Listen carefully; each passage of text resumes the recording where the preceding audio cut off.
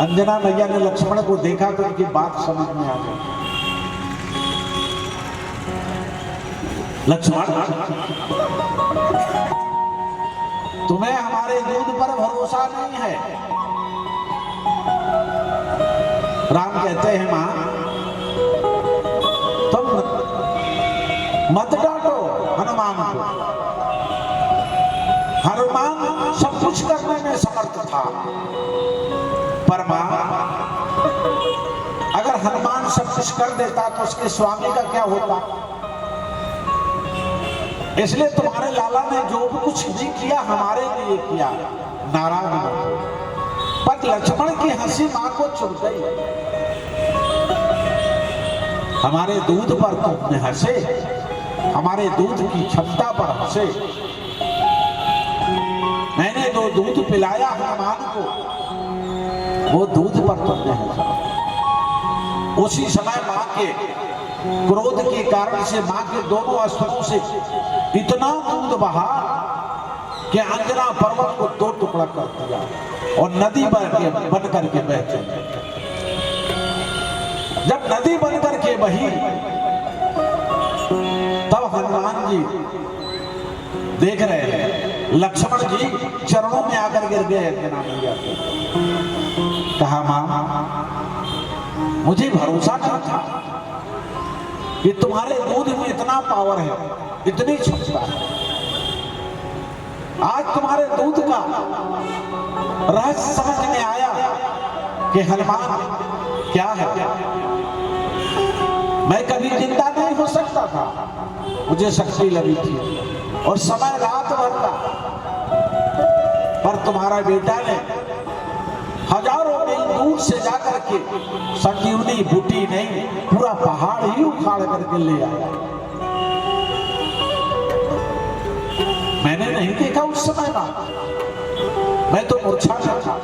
लोगों ने बताया कि हनुमान तो पहाड़ ही लेकर के आ गए भैया तुम्हें बचाने के लिए। फिर भी देखा मैंने, मां, मैं तुम्हारे दूध पर संदेह नहीं कर रहा था, लेकिन मां,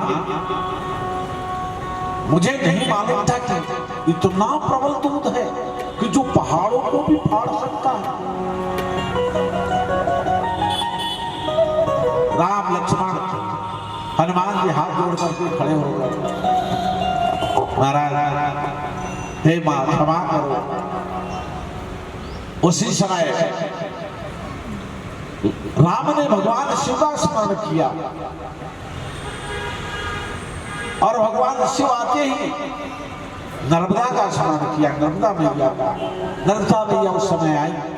नर्मदा मैया से कहा कि हे नर्मदे, ये दूध को, नदी को अपने में मिला लो, यही संकल्प करो। तब वह दूध की नदी जाकर के नर्मदा मैया में मिल गई। इसलिए मैया का जल दूध भी कहा जाता है।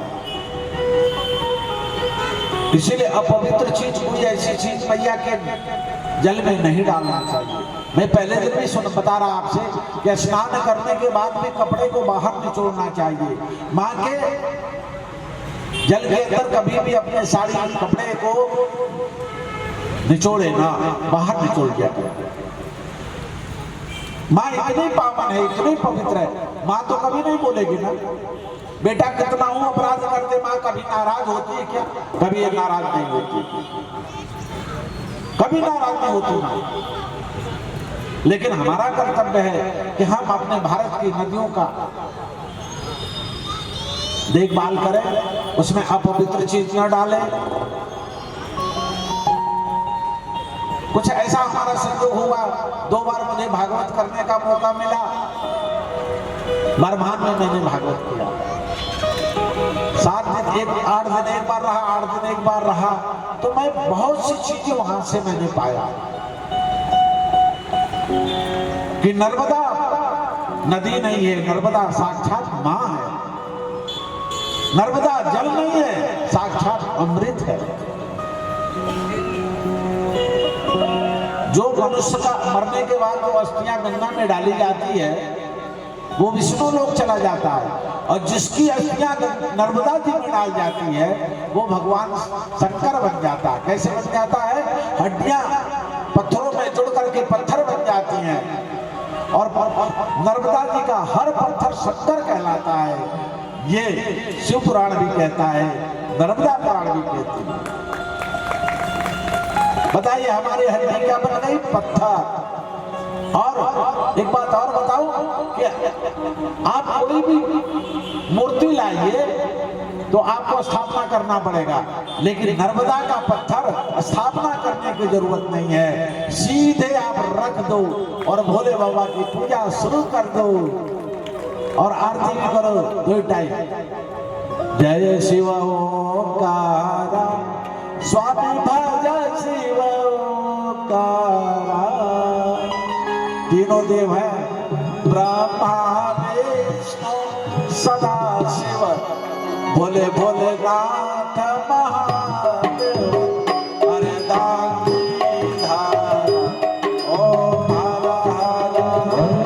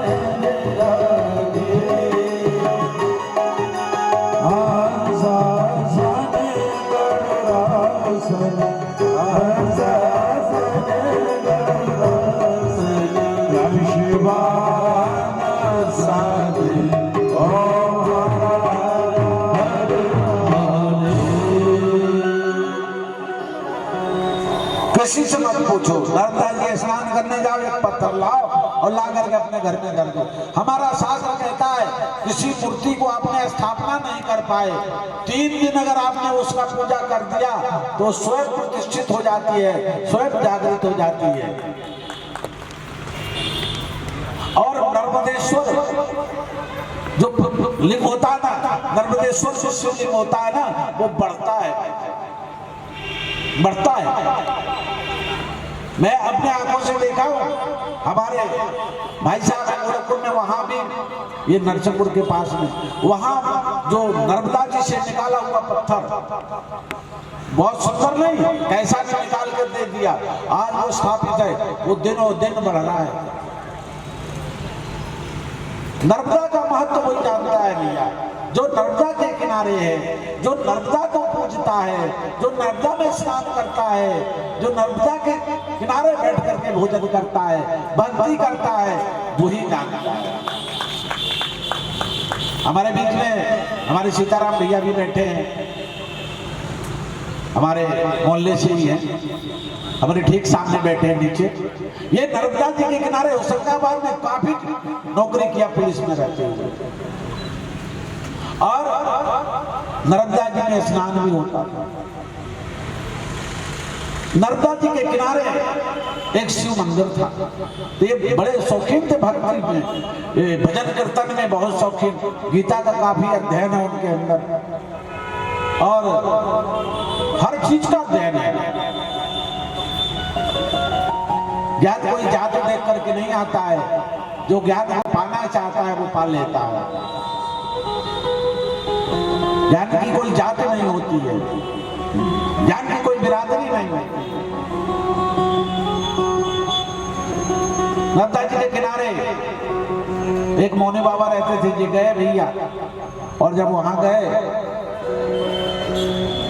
सीताराम नाम से नहीं जान पाए होंगे आप लोग, संतोषी के पिताजी ऐसे सुनना, संतोषी पार्षद जी ना हमारे, उनके पिताजी महात्मा जी के पास गए। महात्मा जी बोलते नहीं थे, खाली स्लेट पे लिखते थे। इनको देखा भगत आदमी समझा, उन्होंने और उन्हें पिछलेट पे लिख दिए जाओ 6 महीना भोजन मत करना। इन्होंने 6 महीना भोजन नहीं किया भाई साहब, खाली फल खाते थे। पर लिख दिया, फिर गए 6 महीना बाद, जाते तो रहते थे। 6 महीना जैसे ही पूरा हुआ, बाबा जी ने लिख दिया कि 1 साल भोजन मत करना। इन्होंने 1 साल भोजन नहीं किया। फिर गए 2 साल का लिख दिया, मैया की कृपा। फिर बाद में बाबा ने लिखा अब पाओ जाओ। मैं इनके बच्चे के साथ में गया था, हम लोग खा रहे थे हलवा पूरी या मिठाई, और ये बेचारे बाजू में बैठ कर केला खा रहे थे। सच्ची घटना इनसे मैंने सुना कि एक दिन नर्मदा जी के किनारे एक शंकर थे, शंकर जी का मंदिर था। ये लोग रोज भजन करने वहां जाया करते थे। अब हुआ क्या, एक दिन कि एक सिपाही था, अब ये भी पुलिस में थे, वो भी पुलिस में था। एक दिन ये लोग मंदिर में जाके भजन गा रहे थे। उसको रात में 2 बजे ड्यूटी जाना था। उसको नींद आ गई और मंदिर में पिछवाड़े जाकर के सो गया। अब ये लोग सोचे कि वो गया, ड्यूटी चला गया। ये लोग भी भजन गा के 3 बजे रात में ताला बंद करके चले गए। अब वो वही सोया मंदिर में। सुबह उठा, अब पंडित जी ने दरवाजा खोला होगा, देखे तो यही सो रहा। जल्दी जल्दी गया, नहाया धोया, दिन में पहुंचा ड्यूटी। तो एसपी साहब दौड़ा में निकले थे। एसपी साहब ने बोला बुला के लाओ। अर्दली गया, बुलाया, भैया तुमको बुला रहे हैं। और वो बेचारा जो मंदिर में सोया था, सोचा आज मैं ड्यूटी नहीं गया, आज तो मेरी सर्विस जाएगी। वहां पहुंचे, हे नर्मदा मैया मुझे बचा लेना, हे भोले बाबा बचा लेना। जब वहां पहुंचे तो एसपी साहब ने कहा भाई हम तुम्हारे ऊपर बहुत खुश हूं। उसने सोचा भैया हम ड्यूटी में नहीं मिले होंगे इसलिए हमारे ऊपर कटाक्ष कर रहा है। कह लगे महाराज भैया साहब हमसे बहुत बड़ी गलती हुई। बोले क्या गलती हुई? मैं जब रात में गश्ती की नहीं निकला तो कोई सिपाही सो रहा था, कोई बैठा था, कोई लेटा था, कोई, पर तुम्ही एक ऐसे सिपाही मिले जो ड्यूटी कर रहे थे बंदूक लेकर के। तुम्हारा फला नाम है, मैंने तुम्हारी पीठ भी थपथपाया। इसने सोचा हम तो ड्यूटी गए नहीं, कौन हमारा भूत खड़ा हो गया वहां। बोले साहब बहुत बड़ी गलती हो गई, अब ऐसी गलती नहीं होगी। अरे गलती क्यों मांग रहे हो माफी भाई, हम तो तुम्हारा प्रमोशन करवाएंगे, तुम्हें पुरस्कार दिलवाएंगे। एसपी साहब बोल रहे। इसने सोचा कि ये बड़ी बड़ी बातें करके फिर आप भी देखेगा। बोले तुम ड्यूटी पे थे, तुम्हारा ये नंबर है, एक नंबर मिलता है इन लोगों को। बोले हाँ। बोले मैं गया फलाने को तुम्हारी ड्यूटी थी। बोले हाँ, वहां तुम खड़े थे बंदूक लेकर के, मैंने तुम्हारी पीठ ठपठपाई। इसने कहा ये भैया हम तो मंदिर में सो रहे थे, वहां कौन चला गया? अब इसका अंतरात्मा जागा। इसने कहा मैंने बाबा भोले बाबा के मंदिर में मैंने भजन गाया, माँ नर्मदा के किनारे। माँ नर्मदा ने ही भोले बाबा को भेजी होगी कि जाओ अपने भक्त को बचाओ। तो भगवान भोले बाबा हमारा रूप धारण करके जाकर के ड्यूटी बजाया और हमको बचाया। इसने बैग उठाया, बोले साहब घर गया और रिजाइन किया, मैं नौकरी नहीं करूंगा। क्यों भाई क्यों नौकरी नहीं करोगे? बोले मैं कितना अभागा हूं, मैं कितना पापी हूं, कितना निर्लज्ज हूं, मैं कितना क्या कहूं। हमारे समान दुनिया में ये देखिए सीताराम जी बैठे खड़े हैं, ये इन्होंने ये घटना बताई थी। तो ये है चमत्कार नर्मदा जी का, ये है नर्मदा के किनारे भोले बाबा का चमत्कार। मैं कोई कहानी नहीं बता रहा था, मैं कोई किस्सा नहीं बता रहा था। ये इन्होंने हमें आप हमारे साथ बहुत काफी दिनों हमारे साथ संगीत में चले। जब शुरू में हम भागवत करते थे, बड़ा हमारा मार्गदर्शन किया इन्होंने, बहुत मार्गदर्शन। मैं उन्हें अपने पिता तुल्य ही मानता हूँ। नौकरी छोड़ दिया भैया उस आदमी ने, नहीं करूंगा। मैं कितना पापी हूं कि अपने स्वार्थ के लिए भगवान को अपना रूप बना करके खड़ा कर दिया, और भगवान ने हमको बचाने के लिए मेरा रूप बना करके खड़े हो गए ड्यूटी पे। बताओ कितना पापी हूं मैं।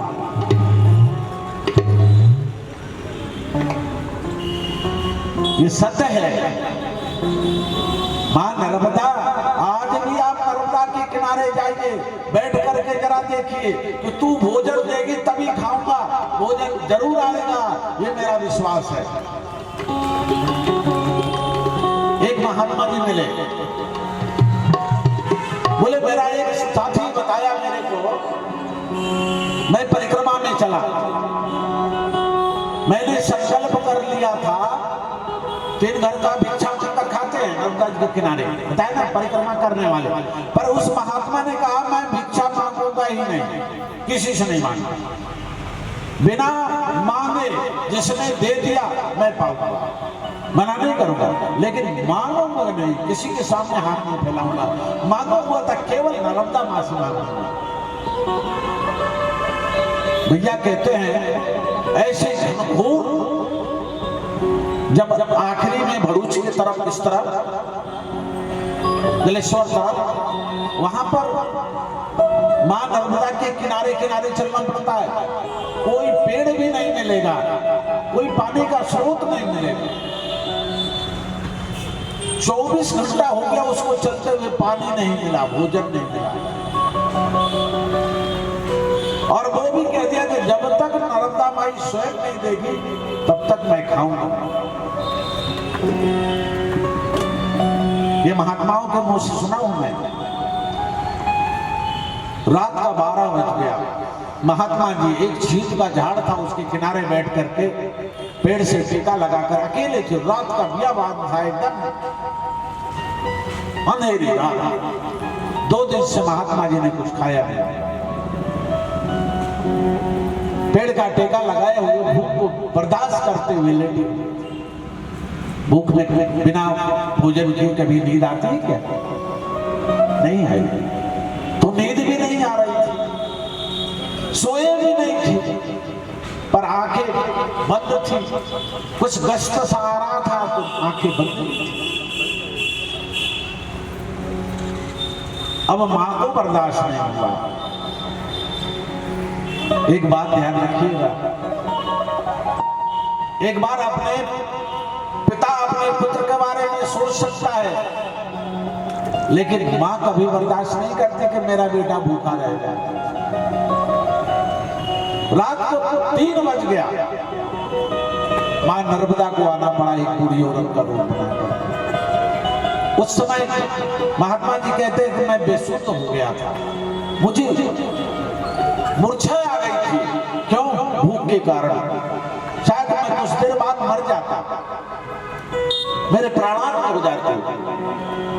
सुबह हमारी लाश को चीर के हुए खा लेते, पर उसी समय किसी माता जी आई और मेरे सर पे हाथ रखी, बोले बेटा आंखें खोलो, आंखें खोलो, आंखें खोलो।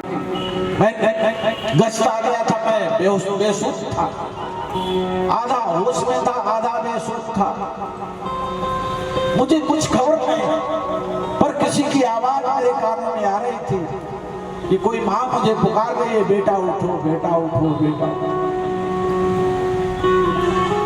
मैंने कहा बेटा मैं तुम्हें कुछ लाई हूं, खा लो। मेरे हाथों में इतनी ताकत नहीं थी कि मैं मां के हाथ से लेकर के कुछ खा लेता। मैंने आंख बंद किए कि यही कहा, मां तुम्हें खिला लो। महात्मा जी कह रहे हैं ऐसा लग रहा है जैसे मैं सपना देख रहा हूं। महात्मा जी कह रहे हैं कि मैं सपना देख रहा हूं, वो जबकि सपना नहीं था, क्या था? हकीकत।